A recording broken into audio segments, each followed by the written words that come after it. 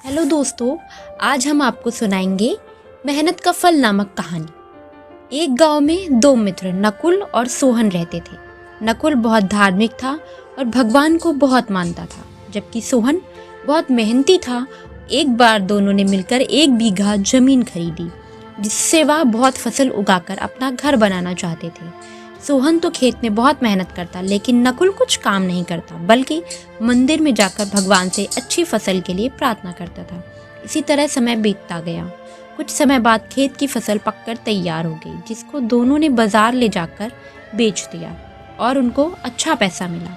घर आकर सोहन ने नकुल को कहा कि इस धन का ज़्यादा हिस्सा मुझे मिलेगा, क्योंकि मैंने खेत में ज़्यादा मेहनत की। यह बात सुनकर नकुल बोला, नहीं, धन का तुमसे ज़्यादा हिस्सा मुझे मिलना चाहिए, क्योंकि मैंने भगवान से इसकी प्रार्थना की, तभी हमको अच्छी फसल हुई। भगवान के बिना कुछ संभव नहीं है। जब वह दोनों इस बात को आपस में नहीं सुलझा सके, तो धन के बंटवारे के लिए दोनों गांव के मुखिया के पास पहुंचे। मुखिया ने दोनों की सारी बात सुनकर उन दोनों को एक एक बोरा चावल का दिया, जिसमें कंकड़ मिले हुए थे। मुखिया ने कहा कि कल सुबह तक तुम दोनों को इसमें से चावल और कंकड़ अलग करके लाने हैं, तब मैं निर्णय करूंगा कि इस धन का ज़्यादा हिस्सा किसको मिलना चाहिए। दोनों चावल की बोरी लेकर अपने घर चले गए। सोहन ने रात भर जागकर चावल और कंकड़ को अलग किया, लेकिन नकुल चावल की बोरी को लेकर मंदिर में गया और भगवान से चावल में से कंकड़ अलग करने की प्रार्थना की। अगले दिन सुबह सोहन जितने चावल और कंकड़ अलग कर सका, उसको ले जाकर मुखिया के पास गया, जिसे देखकर मुखिया खुश हुआ। नकुल वैसी की वैसी बोरी को ले जाकर मुखिया के पास गया।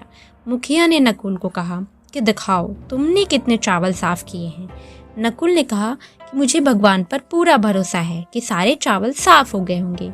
जब बोरी को खोला गया तो चावल और कंकड़ वैसे के वैसे ही थे। जमींदार ने नकुल को कहा कि भगवान भी तभी सहायता करते हैं जब तुम मेहनत करते हो। जमींदार ने धन का ज़्यादा हिस्सा सोहन को दिया। इसके बाद नकुल भी सोहन की तरह खेत में मेहनत करने लगा और अब की बार उनकी फसल पहले से भी अच्छी हुई। इस कहानी से हमें यह सीख मिलती है कि हमें कभी भी भगवान के भरोसे नहीं बैठना चाहिए। हमें सफलता प्राप्त करने के लिए मेहनत करनी चाहिए। तो दोस्तों, कमेंट करके ज़रूर बताइएगा कि आपको यह कहानी कैसी लगी।